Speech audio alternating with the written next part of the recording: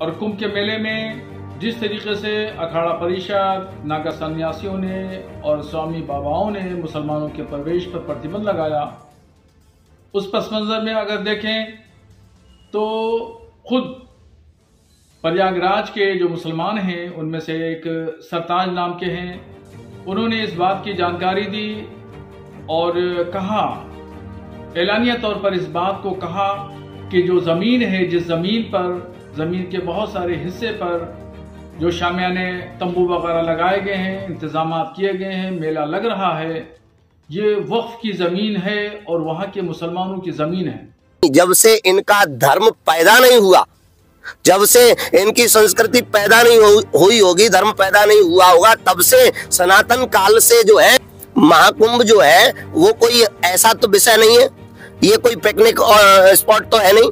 यहाँ कोई आप लोग आओगे, साधु संत यहाँ साधना करने आए हैं, साधु संत यहाँ यज्ञ तप जप यज्ञ करने के लिए आए हैं, तुम उनके भजन में व्यवधान बनोगे। रात देश की स्वच्छता का ध्यान रख नहीं पा रहे हैं, कोई थूक लगा रहा है, कोई मूत रहा है, थूक मूत वालों को यहाँ बुलाए, तुम बुला करके क्या साधु संतों की इज्जत खराब करवानी है? तो राक्षसों को पहले भी यज्ञों से वर्जित किया जाता था।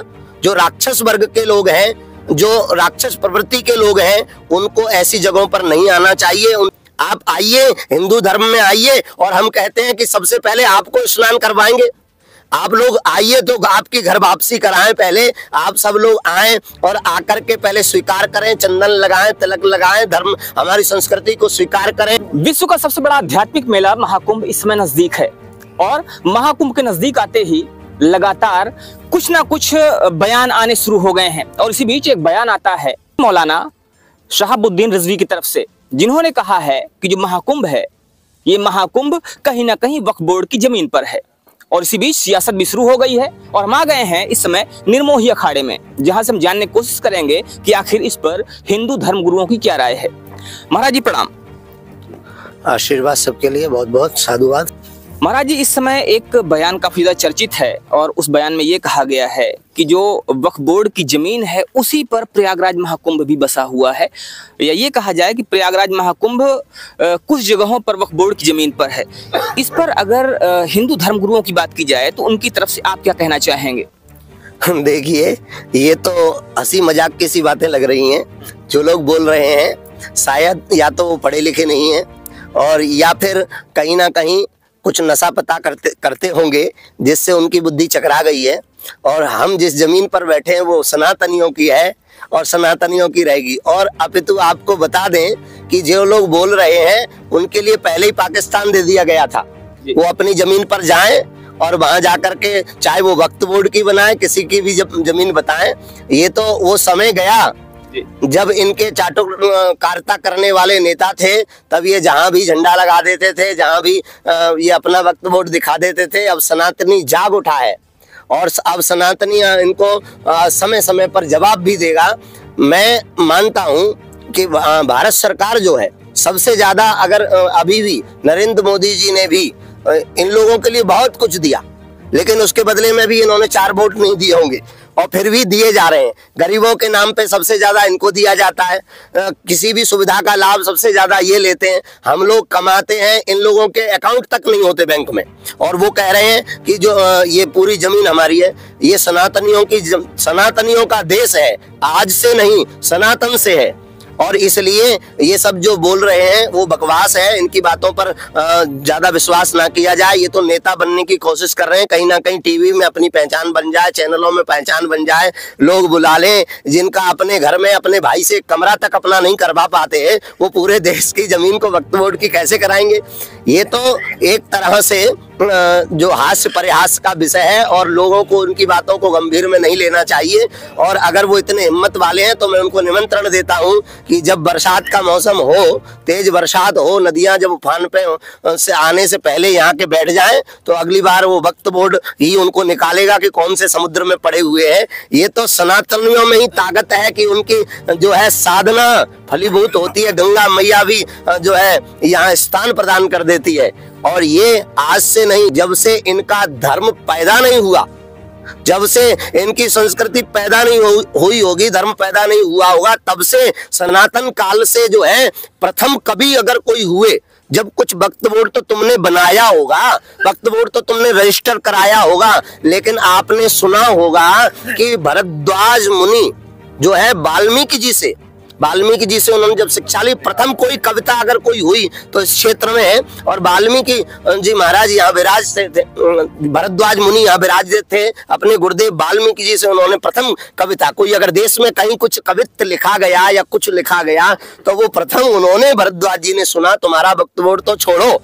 इसलिए ये जो कह रहे हैं वो कहीं ना कहीं समाज को गुमराह करने की कोशिश कर रहे हैं। कहीं ना कहीं ये चाहते हैं कि जो है बीजेपी की सरकार ना बन जाए, वो तो बनेगी अब इनके बाप से जाने वाली नहीं है। जहां तक हो सके कि अब ये सुधर जाएं, देश में रहना है, शांति से स्वरदत्त के साथ में रहें। और वक्फ बोर्ड की बात करते हैं तो या तो सनातन बोर्ड होना चाहिए या वक्फ बोर्ड पूरी तरह खत्म होना चाहिए। हम लोग संविधान को मानते हैं, साधु संत हैं, भगवान को मानते हैं और भगवान के साथ संविधान को मानते हैं। इसलिए संविधान से देश चलेगा, ना कि किसी वक्फ बोर्ड। कौन सा गरीबों के लिए काम कर रहा है? वक्फ बोर्ड के कुछ नेता पूरी जमीन को, अगर तुम्हें वक्फ बोर्ड में कहीं किसी गरीबों को दिया, फिर तुम लोग उन काफिरों को, हम लोगों को काफिर मानते हो, हमारी जमीन को तुम कैसे काफिरों की जमीन को इस्तेमाल कर सकते हो?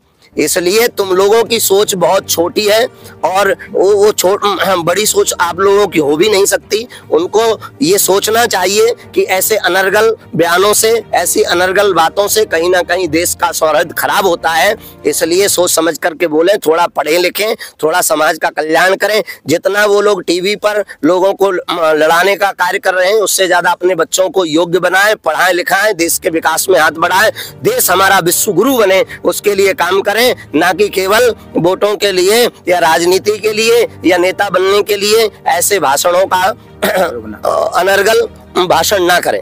ऐसी बात जी, वक्फ बोर्ड की जो बात आती है, कहीं ना कहीं वक्फ बोर्ड की बात शुरू होती है तब जबकि ये कहा जाता है कि महाकुंभ में मुस्लिमों के प्रवेश को रोक देना चाहिए, वर्जित कर देना चाहिए। इस पर क्या कहना है आपका? देखिए, पहली बात तो उनके लिए कोई महाकुंभ नहीं होता। अगर वो महाकुंभ में आना चाहते हैं तो आए, आते हैं तो संस्कृति को मानिए। महाकुंभ जो है वो कोई ऐसा तो विषय नहीं है, ये कोई पिकनिक स्पॉट तो है नहीं। यहाँ कोई आप लोग आओगे, साधु संत यहाँ साधना करने आए हैं, साधु संत यहाँ यज्ञ तप जप यज्ञ करने के लिए आए हैं, तुम उनके भजन में व्यवधान बनोगे। राक्षसों को पहले भी यज्ञों से वर्जित किया जाता था।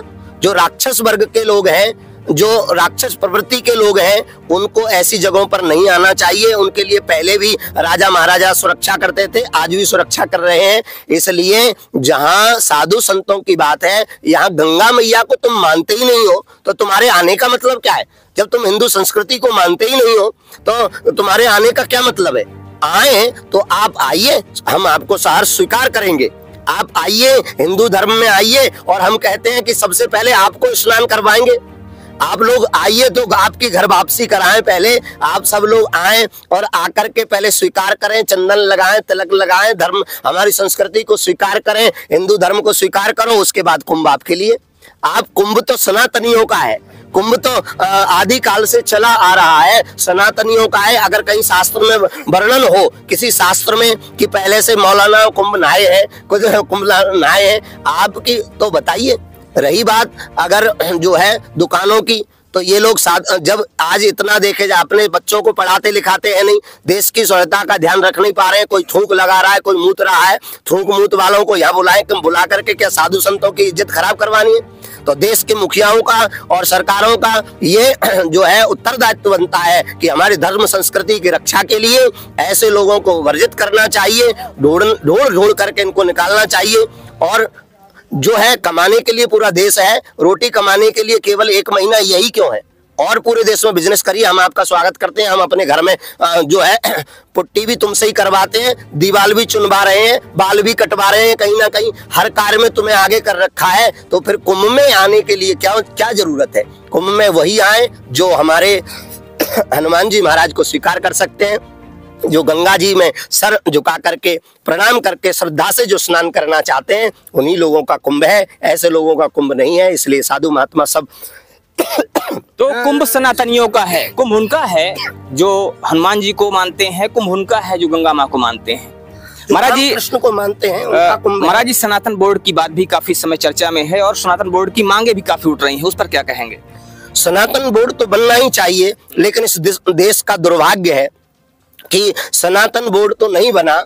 ये उन नेताओं को हम क्या कहें, कुछ कह ही नहीं सकते, जो दुर्भाग्य बस ऐसा घृणित कार्य करके चले गए, देश के नाम पे कलंक लगा के चले गए कि जिन्होंने हमारे देश में कलंक जैसा ये सब वक्फ बोर्ड जैसा जो शब्द दिया है, देना था। राजा का कार्य सबको समान रूप से ले जाने का होता है, और ये केवल वक्फ बोर्ड बना करके हम सनातनियों को हमारे ही देश में अपाहिज करके चले गए हैं। उनसे मैं कहना चाहता हूं कि आज जो है भारतीय संस्कृति वाली जो सरकार सबको साथ लेके चलना चाहती है, अगर सबका साथ सबका विकास ये नारा है, तो उसके लिए तो पूरा तभी होगा, या तो सनातन बोर्ड बनेगा तब, या वक्फ बोर्ड खत्म होगा तब। तो इसलिए पूरा सनातनी एकजुट है। अब सनातनियों में अपने धर्म के प्रति सजगता है, और ये आप भी जानते हैं कि जब तक सनातनियों ने कोई भी, चाहे वो ईस्ट कंपनियां, इंडिया ईस्ट कंपनी हो, चाहे कोई भी हो,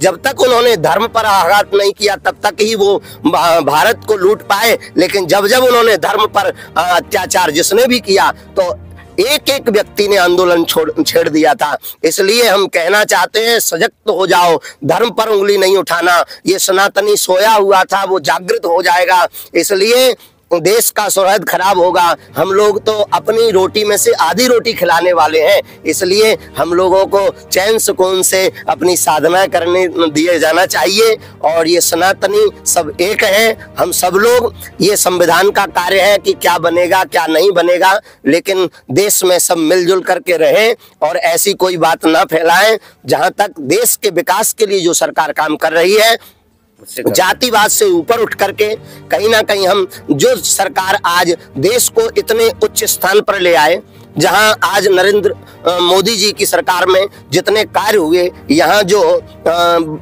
बड़े बड़े हथियार बनाए जा रहे हैं, यहाँ जो बड़ी बड़ी इंडस्ट्रीज आई हैं, यहाँ जो विदेशों के लोग भी आज भारत में आकर के अपना बिजनेस करना चाहते हैं। आज पूरे विश्व के लिए भारत एक बहुत बड़ी अर्थव्यवस्था सब विश्व में उभर कर ऊपर आया है।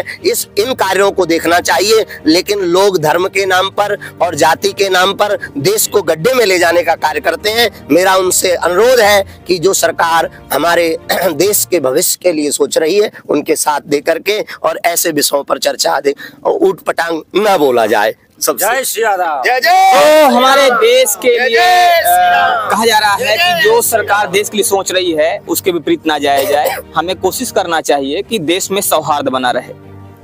ये थे हमारे साथ निर्मोही अखाड़े के संत जी, जिन्होंने अपनी राय रखी। बने रहिए हमारे साथ खबरों का अपडेट के लिए। जय हिंद।